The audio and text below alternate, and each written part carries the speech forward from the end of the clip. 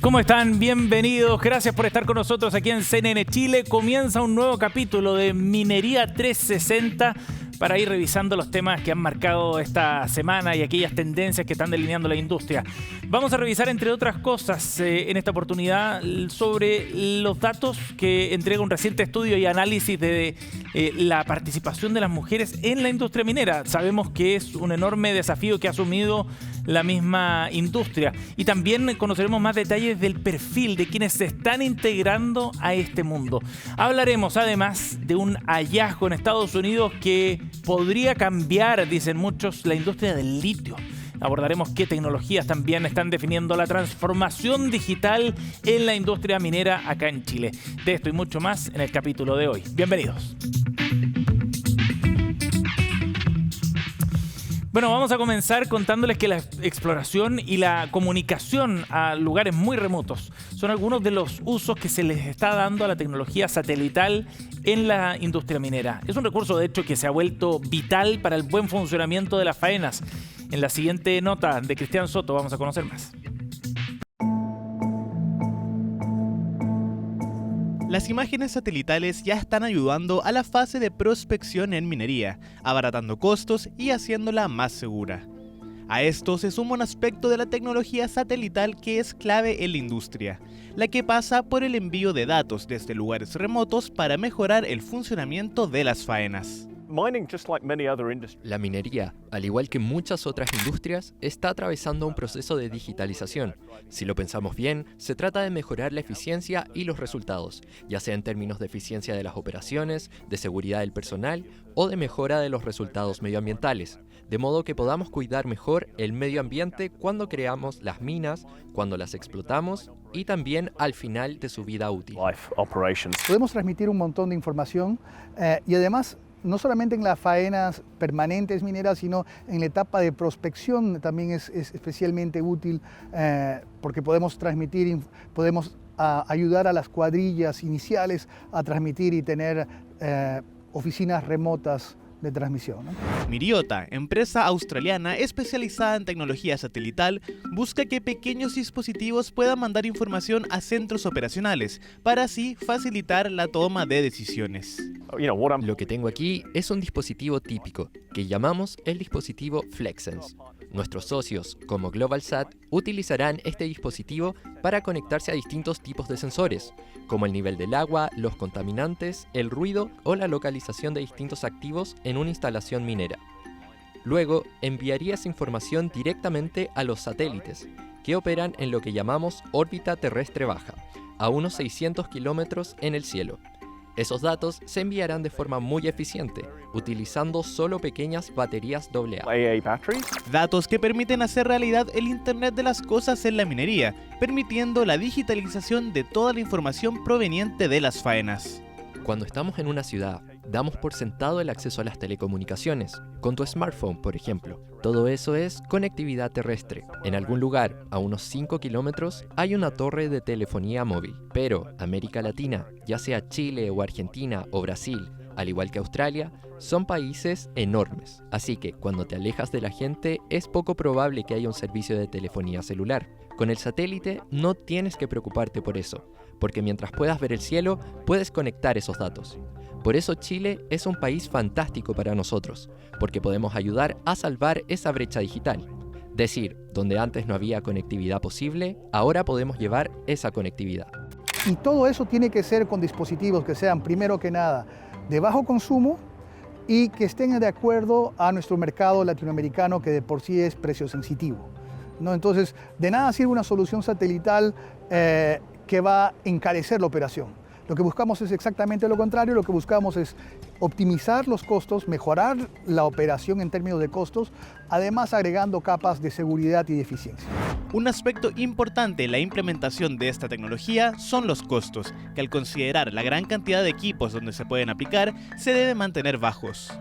Estamos en un momento especial de la industria satelital. Estamos en una industria satelital donde tenemos nuevas constelaciones en camino, tenemos nuevos servicios satelitales masivos, pero a la vez lo importante es, hay un sector muy importante en lo que llamamos Narrowband IoT, servicios de banda pequeña, donde necesitamos conectar millones, y estamos hablando de cientos de millones de dispositivos en Latinoamérica que tienen que ser conectados. Estamos hablando que van desde medidores, sistemas que tienen que ver con transmisión de sensores, de, por ejemplo, viento, estaciones meteorológicas. Tecnología que en los próximos años se verá potenciada por nuevas constelaciones de satélites que permitirán una mayor y más eficiente transmisión de datos entre lugares remotos y los centros de operaciones. El vínculo entre la digitalización y el avance tecnológico en la minería con los objetivos de sostenibilidad de la industria es cada vez más evidente. Avanzar precisamente en esa transformación digital, en un proceso súper acelerado por lo demás, es uno de los cambios más importantes que está viendo el sector hacia el futuro. Sobre eso vamos a conversar en particular con la realidad de la industria chilena, con María Heiland, es directora de Energía e Industria para el Cono Sur de Minsait del Grupo Indra. Gracias por estar con nosotros, María. Bienvenida. Gracias a ti. Un gusto tenerte acá en el estudio para conocer en base a la experiencia global, además, que tiene Minsait y el Grupo Indra, qué es lo que están viendo ustedes. La industria minera está en un proceso precisamente de transformación súper importante, muy fuerte. Tiene por delante el reto de mantenerse, de hacer esa actualización, digamos, para mantener cierto liderazgo. ¿Cómo ven ustedes ese proceso en base a la experiencia que han tenido con sus clientes también? Bueno, como sabes, yo estoy en el Cono Sur y entonces vemos países que están en distinto grado de maduración y de evolución en cuanto a la transformación digital. Seguro. En el caso de Chile está mucho más avanzado que otros países como Argentina o como Perú. Entonces, claramente nuestros mayores esfuerzos o más foco lo tenemos que poner en Chile como para ayudar a que la transformación digital vaya acompañando el avance tecnológico también, ¿no? Creo que en Chile, como te comentaba, nosotros hace unos cuantos años que estamos en Chile operando como Grupo Indra, sí, hace casi 28 años.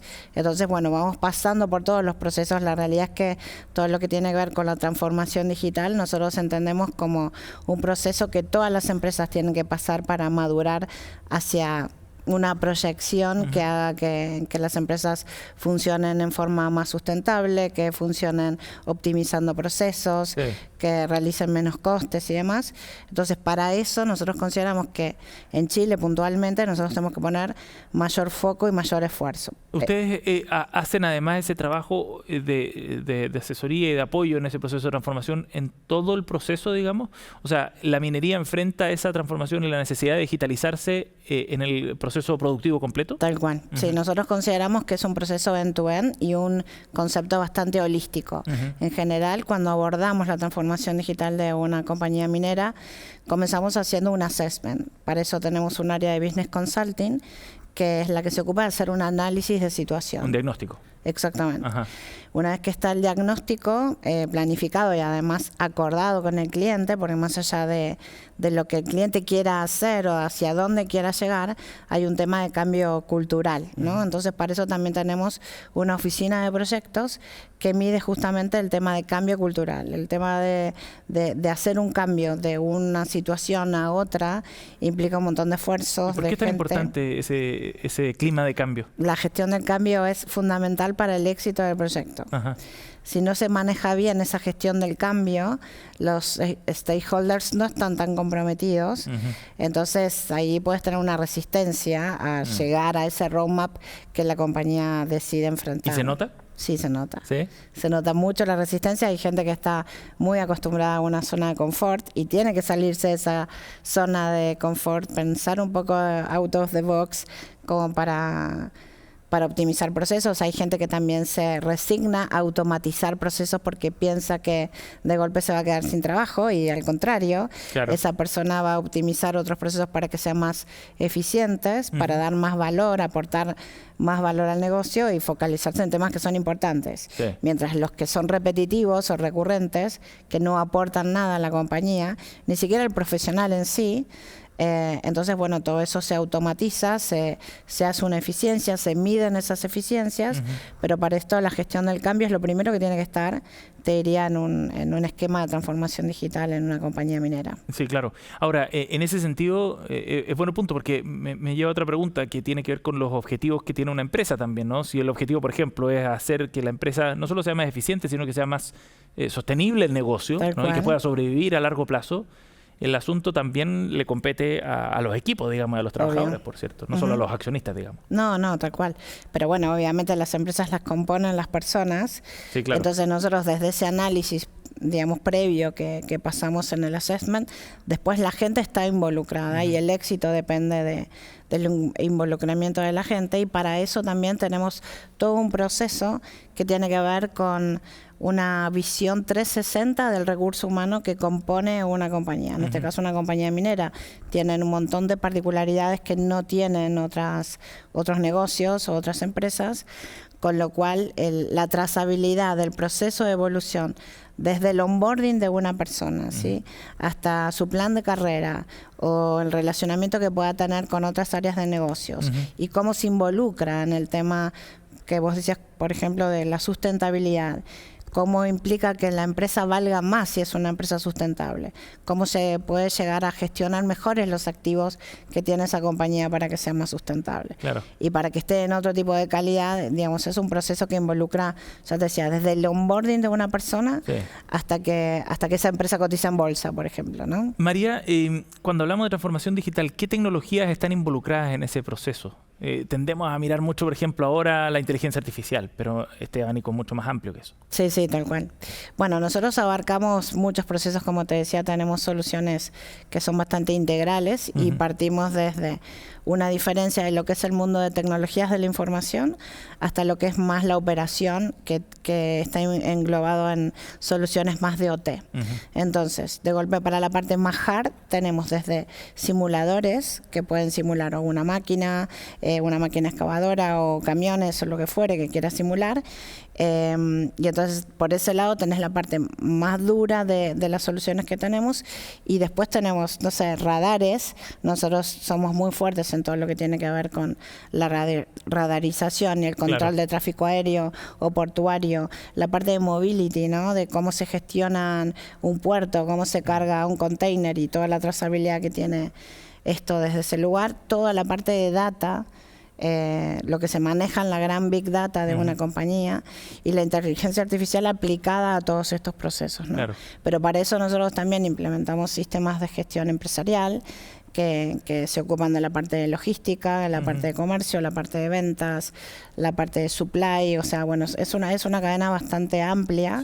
Y entonces, bueno, todo lo que tiene la tecnología para la transformación digital está compuesta por esta parte. También tenemos un área de robotización, entonces todo lo que tiene que ver con un proceso de automatización de una planta, de una mina, de una empresa, de un banco, lo que fuere, todo lo que se puede automatizar entra dentro de esta María, transformación. ¿y ahí ustedes trabajan solos, digamos? Minsait me refiero dentro del grupo Indra, pero ¿desarrollan esas soluciones solos o se asocian también con otros pequeños actores que puedan estar especializados en alguna de esas tecnologías? Sí, nosotros somos una empresa integradora y para muchos casos tenemos partners que son fuertes en algún tipo de tecnología. Por ejemplo, una de las cosas que también implementamos para la minería tiene que ver con la eficiencia energética. ¿Okay? Nosotros tenemos muchísimas soluciones dentro del mercado de energía que son aplicables a la industria minera, o soluciones que tenemos en oil and gas que también son aplicables. Pero, por ejemplo, para gestión de activos, nosotros tenemos nuestras propias soluciones, pero también implementamos soluciones de terceros con empresas que tienen soluciones para RFID, por ejemplo. Hemos implementado una muy grande en Vale, en la minera en Brasil. Entonces, bueno, trabajamos en end-to-end, pero bueno, la realidad es que todo lo que tiene que ver con los robots, este tema de automatización que te contaba, o los simuladores o los radares, son temas muy fuertes que tiene Indra, que fabrica, desarrolla, investiga, implementa y después da el soporte post-mantenimiento también. Por los orígenes que tiene la misma empresa, exactamente, ¿no? Con los temas de defensa y los temas de ATM y de mobility. Eso hace que Indra tenga, digamos, la concepción de los dos mundos, ¿no?, del hotel y el IT, muy sincronizados. María, respecto a esa experiencia que han tenido con los clientes, ¿cómo ves tú que van avanzando las mismas compañías, sobre todo las más grandes, en este proceso de implementación de los cambios. ¿Cómo has visto tú eso, en particular en el sector minero acá en Chile, por ejemplo? Sí, bueno, acá en Chile hemos empezado grandes proyectos, la verdad que cada vez vienen más, y la verdad que este proceso que te contaba de gestión del cambio, creo que en Chile ya tiene un proceso evolutivo mayor que en otros países, y es un referente dentro de la minería mundial, así que... ¿Lo ven hacia afuera? Sí. Sí. Ajá. Sí, totalmente. De hecho, bueno, nosotros presentamos la actualización del offering de minería que tiene Indra. Ya veníamos participando hace más de 2 años en tema de simulación. Hemos absorbido algunas compañías, hemos crecido inorgánicamente y eso hizo que tengamos una oferta más end-to-end dentro del grupo Indra. Y bueno, despertó la curiosidad también en otros países como Italia, como España, Brasil, Perú. Entonces, bueno, se basan un poco y toman a la minería de Chile como ejemplo. Eso es muy bueno. Y eso es un dato súper interesante porque a veces uno pierde quizás la dimensión que tiene la industria minera chilena para el mundo, ¿no? Y cómo está posicionado afuera. Pero eso abre, por ejemplo, caminos que puede explorar el sector minero de exportar servicios o tecnología. Totalmente. Pueden salir de acá. Sí. Conocimiento total. De hecho, bueno, cuando nosotros tenemos pensado implementar un proyecto en cualquier país de Europa o de Latinoamérica, como te comentaba, creo que el conocimiento que surge, que tiene la base en Chile, es muy difícil de conseguir. Y además porque están más avanzados, claramente. Entonces, en este caso, nosotros que somos una empresa tecnológica, fusionamos un poco el conocimiento que tienen nuestros clientes y los ayudamos dentro de ese conocimiento que tienen del negocio a operar mejor y más eficientes con nuestra tecnología. Sí. Que como te decía, de golpe por ahí el tema de radarización es algo que no está tan implementado en Chile para la industria minera, pero que eso puede colaborar hasta, no sé, haciendo análisis predictivos de temas de terremotos o temas climáticos. Que son fundamentales. Es fundamental. ¿No? O temas de telemedicina en nuestra vertical de sanidad. Sí. Creo que colabora mucho todas las soluciones que nosotros tenemos a nivel mundial con el expertise que tenemos en otro tipo de mercados también que pueden apoyar a la minería. María, ¿y qué rol crees tú que está jugando la sustentabilidad del negocio y la sostenibilidad y los objetivos que se han planteado las grandes mineras, sobre todo en materia medioambiental, por ejemplo, para empujar la transformación digital? Porque una cosa es que tu motor y tu motivación sea ser más eficiente y tener mejores utilidades, por ejemplo, ¿no? Una línea mejor al final. Pero hoy día hay otros objetivos que son tan importantes como el financiero. Sí, yo creo que la sustentabilidad para nosotros como empresa de tecnología es sumamente importante. Recibimos de hecho un premio como la empresa más sustentable del mundo a nivel de tecnología, con lo cual está dentro de nuestros valores, ¿no? Y eso sí o sí nosotros lo ponemos de alguna manera en nuestras soluciones, en nuestros servicios. Entonces, en el caso de la minería, como decía, tal cual, de golpe el tema financiero o el tema de la eficiencia o optimización de procesos es importante, pero siempre y cuando se vuelva más sustentable. Entonces, ahí tenés un montón de factores que tienen que ver con la optimización de ese tipo de procesos para que la empresa sea más sustentable, por ejemplo, en el tema de consumo energético, por ejemplo, en temas de, no sé, uso de distintos recursos. Depende, digamos, el grado que tenga de evolución cada compañía, ¿no? Pero yo creo que es algo que está dentro de los mandamientos que tiene la compañía como para ser más valorable y más atractiva para los recursos que quieran trabajar en una minera que va para la parte de la industria 4.0, que la sustentabilidad es uno de los valores más importantes, ¿no? Además, por el tema de las certificaciones, porque es algo que está exigido además. Sí, los stakeholders en distintos ámbitos están exigiendo precisamente esas medidas. María, gracias por haber venido a conversar con nosotros aquí en Minería 360. Un placer, gracias a vos. Nos vamos a una pausa, volvemos, tenemos más información aquí en Minería 360 en CNN Chile.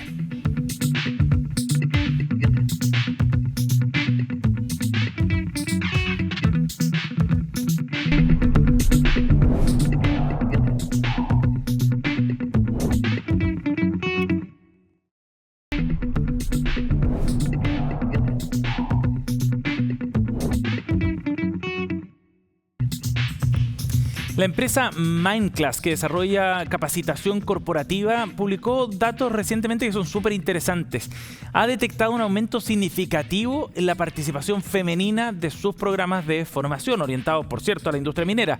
Y por el contrario, hay una disminución en la deserción de las mujeres en estos programas. Tras un análisis de la base de datos de esta EdTech, la empresa encontró un crecimiento notable, en definitiva, en la participación femenina en este sector, que va en línea además con lo que se han visto en otros indicadores. Conversamos de estos datos junto a Paula Valenzuela, que nos acompaña aquí en el estudio, es gerente de operaciones de Mindclass. Gracias por estar con nosotros. Bienvenida, Paula. Muchas gracias por la invitación y por la oportunidad. Paula, súper interesantes estos datos para mirar un poco qué es lo que está pasando con la participación femenina, ¿no? Hemos tenido otros datos consolidados, pero acá nos permite otra perspectiva desde el punto de vista de la formación. ¿Qué es lo que han visto en términos generales? ¿Cómo ha ido evolucionando en los últimos años la participación en estos cursos? Mira, en términos generales, a partir del año 2020 hasta la actualidad vimos un crecimiento gigante, sobre todo en el área de la mujer en minería. En el año 2020 nosotros capacitábamos aproximadamente 1.200 mujeres y el año 2023 llegamos a unas 3.300. Ajá.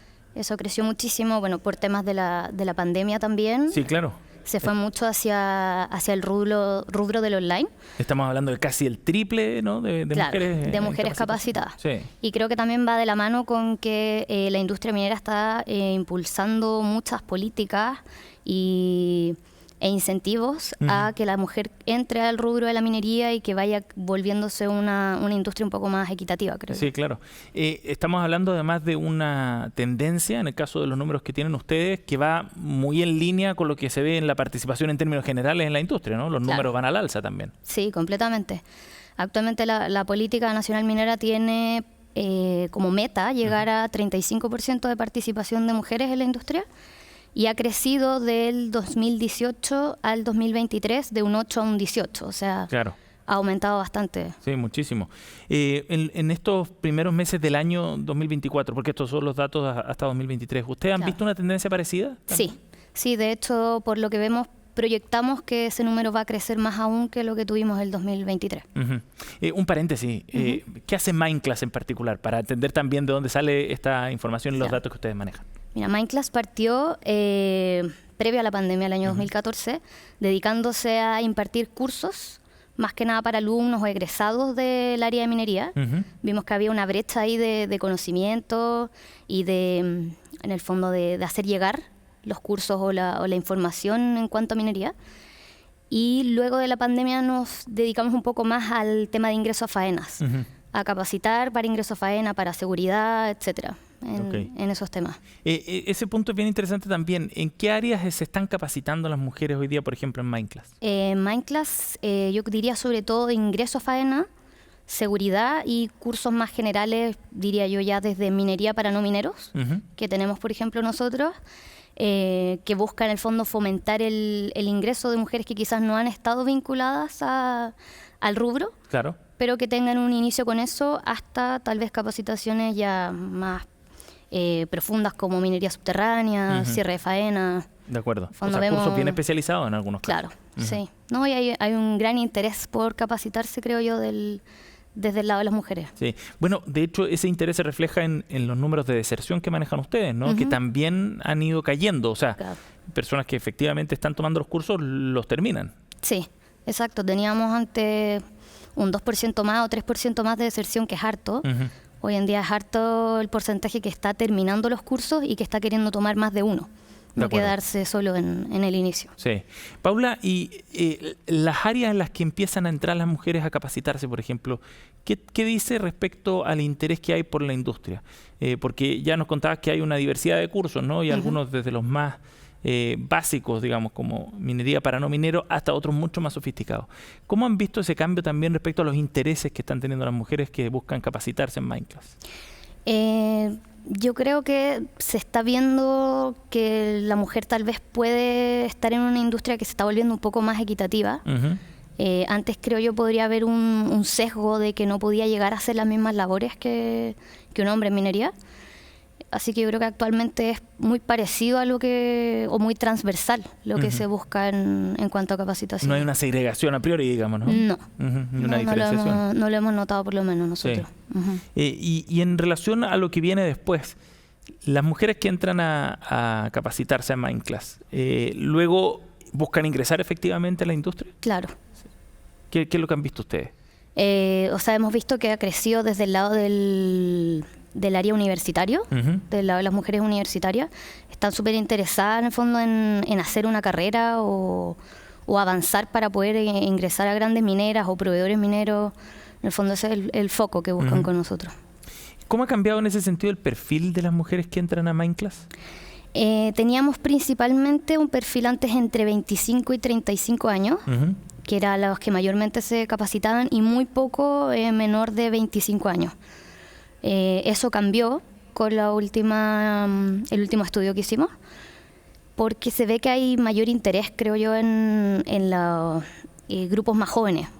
Se está incentivando más también desde edades tempranas, desde colegios, programas universitarios, becas. ¿Y eso solo en las mujeres o en general? Lo que detectamos es que había crecido más en las mujeres el rango más joven, sí. Ese es un dato bien interesante también, pensando en los esfuerzos que se están haciendo por llevar precisamente o estimular más bien a los jóvenes, ¿no? A una edad más temprana en el interés por la minería. Sí, no, súper interesante. Sí. Respecto a los rubros en los que están ingresando, hay un tema muy relevante que tiene que ver con la brecha que existe y de participación femenina respecto a los hombres, y cómo determinados trabajos se empiezan a abrir también a más mujeres. ¿Cómo ven desde ese punto de vista los cambios que ha habido en los roles que puede tener la mujer dentro de la industria?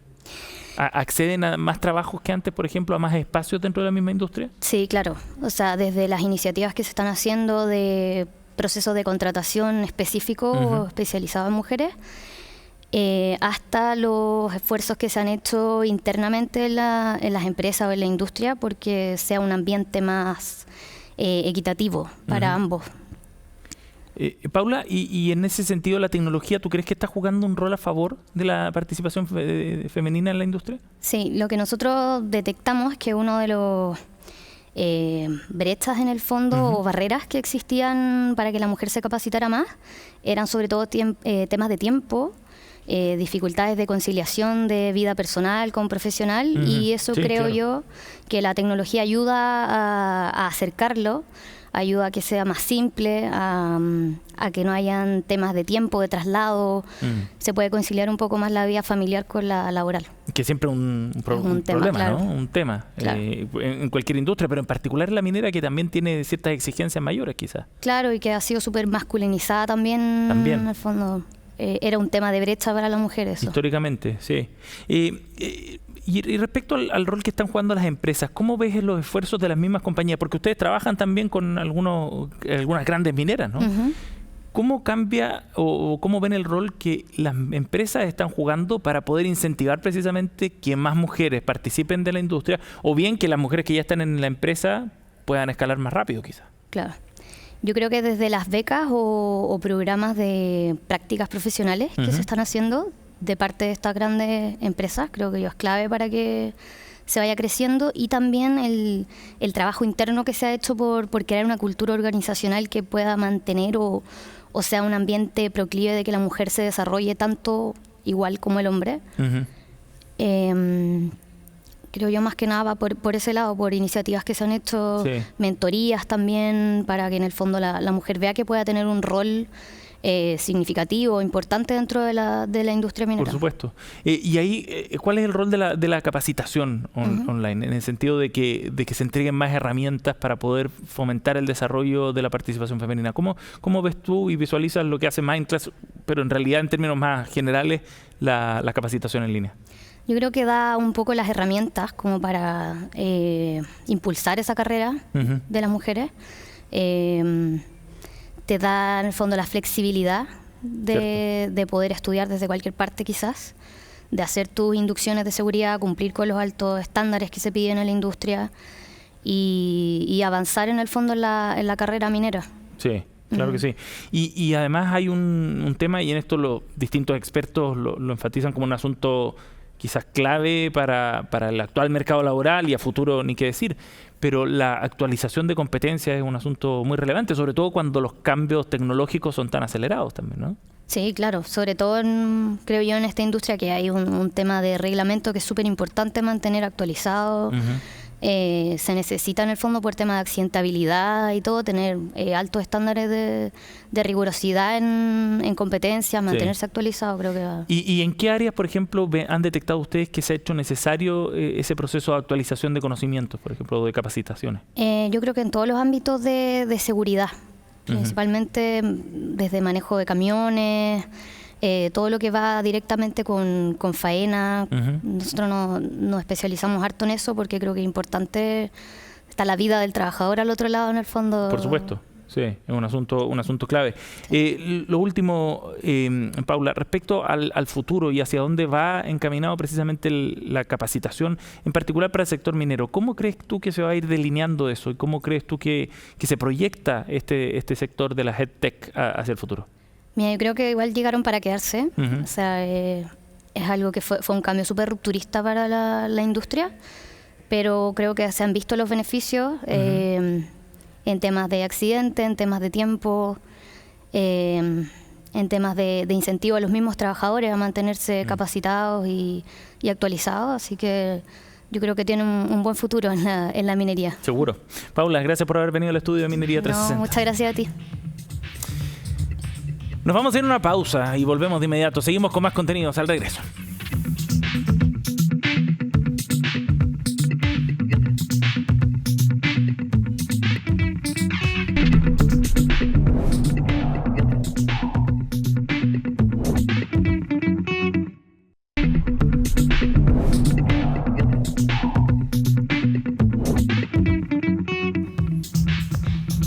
Ya estamos de vuelta aquí en Minería 360 y vamos a hablar con datos sobre la mesa, por supuesto, de un asunto clave para la industria, sobre todo la proyección a futuro. ¿Qué pasa con el consumo de agua en el sector? Javier Albornoz nos va a contar de eso. ¿Cómo estás, Javi? Muy bien, Seba. Efectivamente, vamos a hablar de este informe del consumo de agua que publicó hace algunas semanas, a principios de este mes, Cochilco, que tiene relación y lo que ellos hacen es entonces un balance de el agua que ingresa a las faenas, el consumo y también la recirculación que se da en la minería chilena. Estudio que se hace a 51 empresas, tanto de la gran y mediana minería, a través de la encuesta de producción, agua y energía, en donde se van recogiendo datos y quiero que pasemos a revisar inmediatamente la primera gráfica que tenemos para presentar, que tiene relación al ingreso de agua en la minería del cobre. Esto también con datos a partir o hasta el año 2023. Y ahí podemos ver en este gráfico de torta, que le podemos llamar así, la división que hay y la cantidad de agua que ingresa a la minería. Y en este caso son 73,2 metros cúbicos por segundo y se dividen en el agua continental, el agua de mar y el agua reutilizada y recirculada. Y en este caso tenemos que el agua continental tiene un 16,5% del total, el agua de mar un 9,3% y la gran cantidad o el mayor porcentaje es con respecto al agua recirculada o reutilizada. Y en ese sentido, tener en consideración que se hace aquí un punto con el agua fresca, por así decirlo, que ingresa, que es la que consideramos agua continental o agua de mar, porque derechamente es el mayor desafío que tiene hoy día la minería, es en dejar de utilizar esta agua. O sea, la parte que ustedes están viendo del agua continental, ese 16,5%, es el objetivo que hay que reducir, ¿no? Reducir el consumo y la dependencia de agua continental para evitar que se sequen ciertos acuíferos o que compita con otros usos como el consumo humano o agrícola, por ejemplo. Tal cual. De hecho, por ejemplo, si hacemos un detalle, un desglose en el agua continental, se tiene que del total, el 27,4% del agua continental que se utiliza es agua superficial, ríos, lagos, etcétera.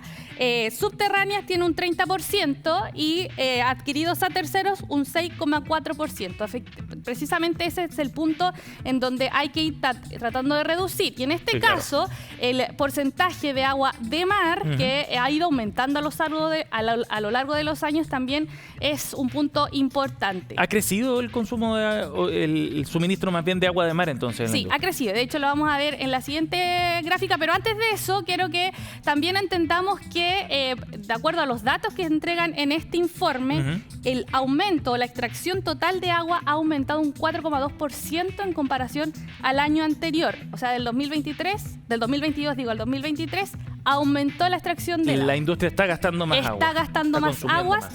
Y lo vamos a entender también más adelante en las siguientes gráficas. Quiero entonces que pasemos a la siguiente, que tiene relación a la distribución porcentual, que es la que te decía yo, De acuerdo. que hace relación a cómo ha ido aumentando el uso del agua de mar y ha reducido el uso de aguas continentales. Y ahí vemos un análisis que se hace en los últimos 10 años, desde el 2013 al 2023. Y en los colores ahí se ve abajito el azul, agua continental, el más verdecito, agua del mar, y el morado es el agua reutilizada.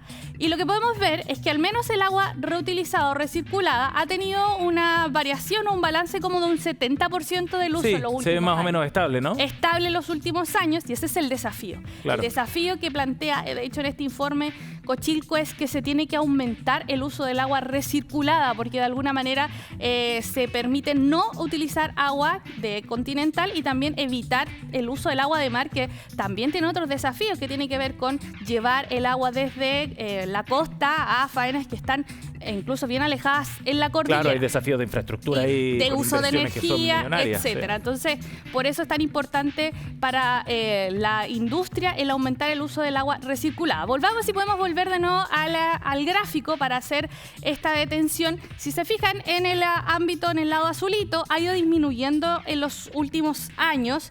De hecho, en este sentido, así también en paralelo, el uso del agua del mar ha aumentado, y de hecho se dice que hubo un aumento del 11% entre el 2022 y 2023 en el uso del agua de mar. Claro. Ahí, hacer el punto, agua desalada o agua directamente de mar, sin tratamiento. El agua continental representaba cerca del 20%, un poco más incluso hacia el año 2013, y disminuyó de manera bien sostenida hasta ahora. Sigue siendo un desafío en todo caso, no es una batalla ganada No, todavía. y de hecho hacer la comparación, por ejemplo, en el 2013 el agua continental que se utilizaba era un 27,5%, y ya en este año, o sea, el año pasado más bien, es de un 16,5%, casi 10 puntos de disminución en 10 años, no es menor, pero todavía sigue siendo un desafío. Y aquí vamos a hacer otro punto, la siguiente gráfica, y es lo que te decía en un comienzo: aumenta el uso del agua, pero no así la producción de cobre. Y quiero que pasemos a revisar el siguiente gráfico, porque para el total, para los 73,02 metros cúbicos por segundo de agua que se utilizaron en el 2023, hubo una producción de cobre ahí lo podemos ver un poco más de 5.000 se me va 5.250.000 toneladas de cobre fino. Son más de 5 millones de toneladas de... Claro, esa es la cifra ahí en específico, como lo plantea en este caso Cochilco en este gráfico. Y ahí tenemos, hay una división en el agua continental que se usa, en el agua de mar y en la producción de cobre fino. Y ellos hacen un punto, y es que aumenta el uso del agua porque han disminuido las leyes del mineral. Por lo tanto, se necesita mucho más de este recurso para hacer la producción que se estaba teniendo. Y si se fijan, en este caso, a partir del 2019, 2020, 2021, 2022 y 2023, aumenta consistentemente el uso del agua, pero disminuye la producción de cobre, lo que por supuesto llama la atención, y hacen el punto en este informe, en esta necesaria utilización, por ejemplo, de nuevas tecnologías, pero por sobre todo de la eficiencia del uso del agua, considerando, sabemos, la escasez hídrica, la crisis hídrica que vive nuestro país, y esta, como tú bien lo decías, está al final como división que hay entre si se utiliza o no el agua para la industria o el consumo humano, que es lamentablemente lo que está afectando y que se transforma en una competencia. Es interesante el gráfico también porque uno ve que la tendencia en el consumo de agua iba al alza hasta el año 2019. 2018 primero.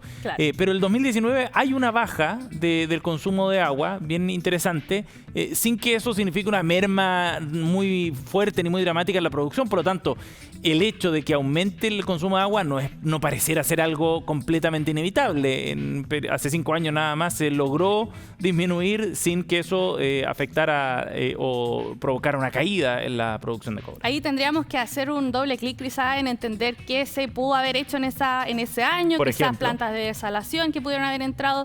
Habría que hacer un doble clic para entender quizás por qué en ese año funcionó de esta manera. Otro dato que no está en gráfico, pero también es importante mencionar, y es este paralelo que hacen con la ley del cobre, que la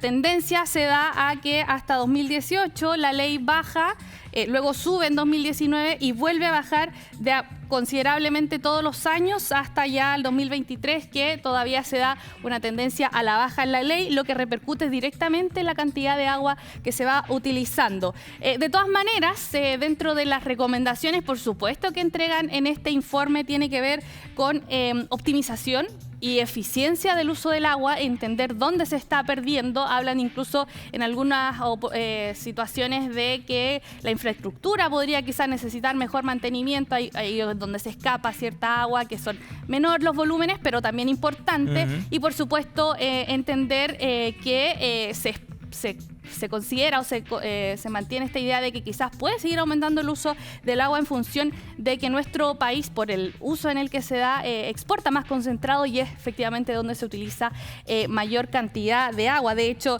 en esta división se tiene que la concentración de los minerales sulfurados usa el 76,03% del agua, y ya más abajo la hidrometalurgia con el 11,18% y el control de polvo, ya menor el consumo y servicios.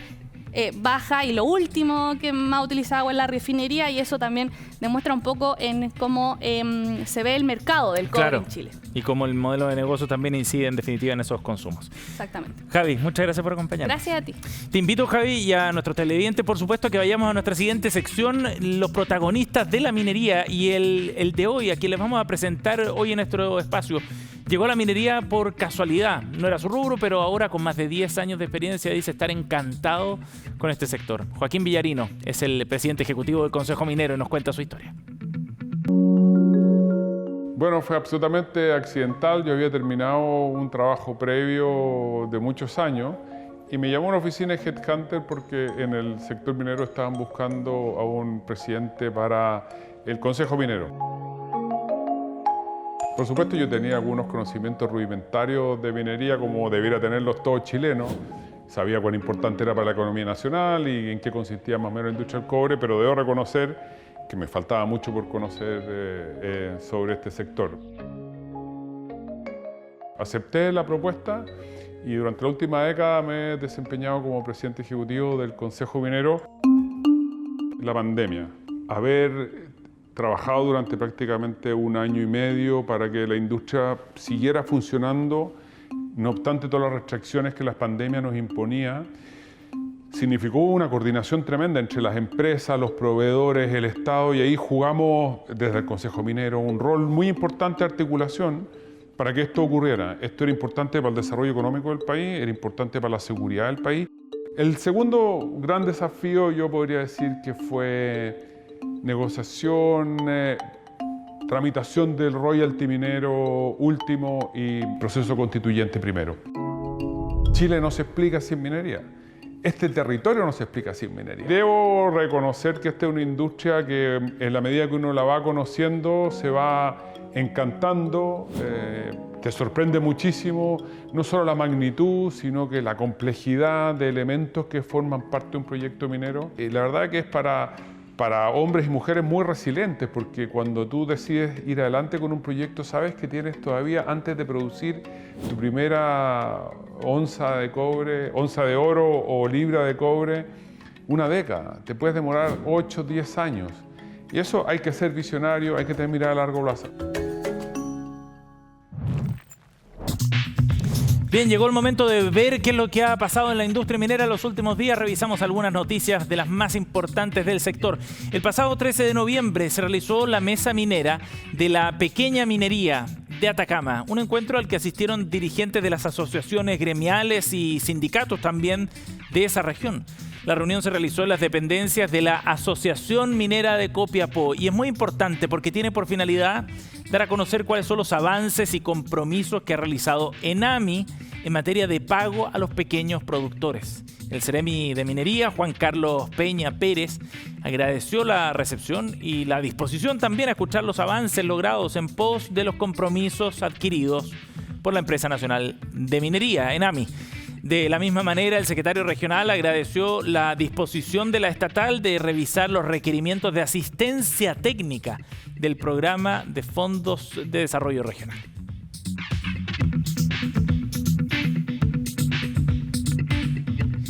Del 22 al 25 de abril de 2025 se va a realizar una nueva versión de ExpoMin. Este es uno de los eventos más importantes para la minería en toda América Latina. Se va a llevar a cabo en Espacio Riesgo y ya tiene algunas noticias bien importantes para este punto de encuentro de la industria. Abarca temas de innovación, tecnologías nuevas, prácticas sostenibles también. Y en esta nueva edición, Finlandia será el invitado especial. Así es, el país nórdico está invitado a esta edición 2025 y constituye una jugada estratégica claramente de traer empresas líderes en el rubro. Por ejemplo, empresas privadas, pero también instituciones de investigación o gubernamentales que traen oportunidades para realizar nexos laborales y de nuevos negocios entre ambos países. Francisco Sotomayor, el director ejecutivo de ExpoMin, destacó la integración del país al evento latinoamericano y señaló que no solo estamos presentando tecnología, estamos destacando, dijo, un enfoque integral donde la colaboración permite resultados sostenibles. Esto es algo de lo que podemos aprender todos, dijo Sotomayor.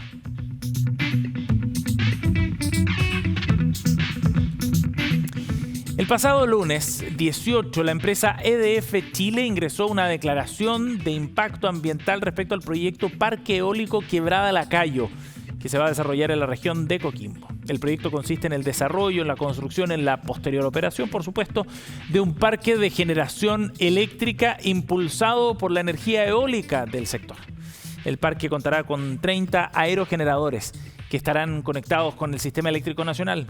El proyecto se va a realizar en terrenos privados en la comuna de Ovalle, específicamente en los sectores de La Cebada y Mineral de Talca. Su etapa de producción durará 18 meses y comenzará en el cuarto trimestre de 2026. El objetivo es generar energía mediante el parque eólico basado en aerogeneradores que aprovechan la energía del viento de la zona, satisfaciendo así la demanda energética del país a través de las energías renovables no convencionales.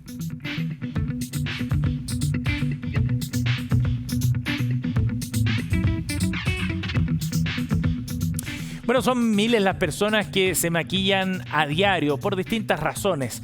¿Y sabían ustedes que dentro de esos maquillajes hay algunos que contienen importantes minerales? En la siguiente cápsula animada lo vamos a ver. ¿Te maquillaste esta mañana? Si fue así, te contamos que en tu cara podrías tener minerales. Se les considera maquillaje más natural y muchos de estos contienen elementos como óxido de zinc, óxido de hierro, mica o dióxido de titanio, pero también algunos contienen oro, platino o diamante. Para que realmente estos puedan cumplir de buena manera con su condición de natural, son obtenidos directamente de la materia prima sin ser procesados. Para su uso, estos elementos son molidos y se convierten en pequeñas partículas. Eso permite que se mantengan sus propiedades. Parte de los beneficios de usar maquillaje de minerales es que es más resistente, se adhiere mejor, permite que la piel respire e incluso la cuida por sus propiedades cicatrizantes. En términos de imagen, entregarían mayor durabilidad, son versátiles y entregan mejor iluminación a la piel. Así estamos cerrando esta edición de Minería 360. Muchas gracias por estar con nosotros y recuerden que si quieren revisar parte de este contenido de los capítulos anteriores pueden ir a nuestro sitio web cnnchile.com/m360. Ahí está toda la información que necesitan. Nos vemos en el próximo capítulo. Chao.